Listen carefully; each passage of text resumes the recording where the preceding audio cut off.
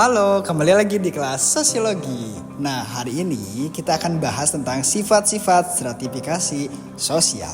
Setelah kamu memahami apa itu stratifikasi sosial, rasanya tidak lengkap kalau tidak mempelajari tentang sifat-sifat stratifikasi sosial.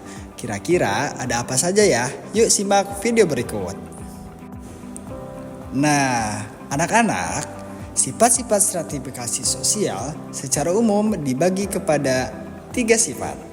Yang pertama bersifat tertutup, yang kedua bersifat terbuka, dan yang terakhir bersifat campuran.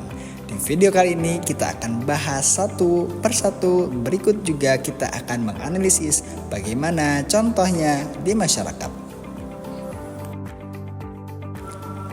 Kita mulai dari lapisan sosial tertutup. Lapisan dengan sifat yang tertutup membatasi seseorang untuk berpindah dari satu lapisan ke lapisan yang lain, baik pindah ke atas maupun ke bawah. Coba deh kalian lihat ilustrasi di video. Di sana terdapat satu kotak yang di dalam satu kotak tersebut terdapat bagian-bagian kecil menandakan lapisan masyarakat. Setidaknya 3 lapisan kan di sana ya. Nah, lihat. Di dalam satu bagian lapisan tersebut terdapat anak panah yang arah tanda panahnya hanya di situ-situ saja. Maka ini menandakan tentang lapisan kita masyarakat yang tidak bisa berpindah. Raja akan tetap menjadi raja, begitupun petani akan selalu menjadi petani meskipun mereka berusaha. Nah, berbeda dengan lapisan sosial tertutup, yang kedua ada lapisan sosial terbuka. Kita langsung fokus kepada ilustrasinya. Arah tanda panahnya menembus setiap bagian kecil di dalam satu kotak. Artinya, dalam sistem pelapisan yang bersifat terbuka, kita sebagai anggota masyarakat memiliki kesempatan untuk menduduki lapisan yang paling atas. Banyak cerita seorang anak yang dilahirkan dari keluarga petani, mereka ternyata bisa menjadi pengusaha sukses, bahkan seorang presiden. Artinya di sini menggambarkan tentang lapisan sosial yang bersifat terbuka, tidak dibatasi lapisan masyarakatnya. Maka biasanya lapisan sosial terbuka akan menjadi kompetisi bagi masyarakatnya. Dan yang terakhir yaitu lapisan sosial campuran. Yang pertama tertutup, kedua terbuka dan campuran.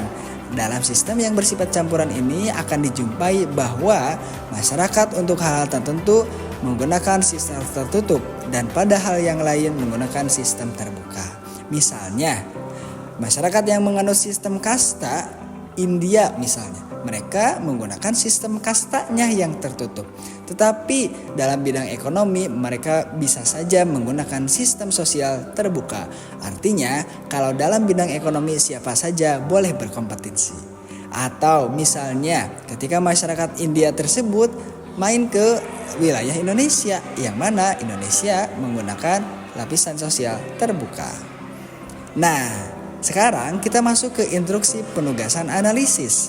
Jadi setelah kita mengenal sifat-sifat stratifikasi sosial, kira-kira manakah sifat stratifikasi sosial yang ada pada masyarakat Bali sesuai dengan multimedia 3 dimensi yang Bapak siapkan dan mengapa?